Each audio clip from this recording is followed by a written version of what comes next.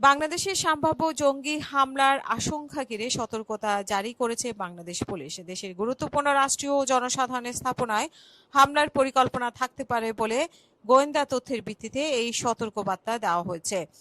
পুলিশের অভ্যন্তরীণ যোগাযোগে পাওয়া সাম্প্রতিক গোয়েন্দা তথ্য অনুযায়ী নিষিদ্ধ একটি জঙ্গি সংগঠনের সঙ্গে সংশ্লিষ্ট কয়েকজন ব্যক্তি নিয়মিত যোগাযোগ করছে এবং তারা সম্মিলিত হামলার পরিকল্পনা করতে পারে।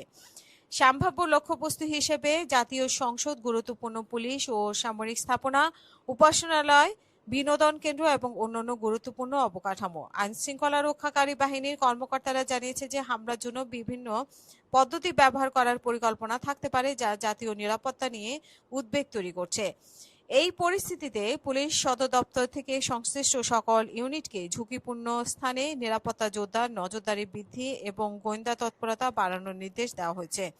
সতর্ক বার্তাটিতে সিআইডি, এসবি, সিটিটিসি এবং দেশের সব জেলা পুলিশ সুপারকে তাদের কাছে পাঠানো হয়েছে এবং পুলিশ কর্মকর্তাদের জানানো হয়েছে যে এই ধরনের সতর্কতা নিয়মিত প্রতিরোধমূলক ব্যবস্থায় অংশ হলেও এটি উগ্রবাদী হুমকির বিরুদ্ধে সর্বোচ্চ সতর্ক থাকার প্রয়োজনীয়তা নির্দেশ দেয়।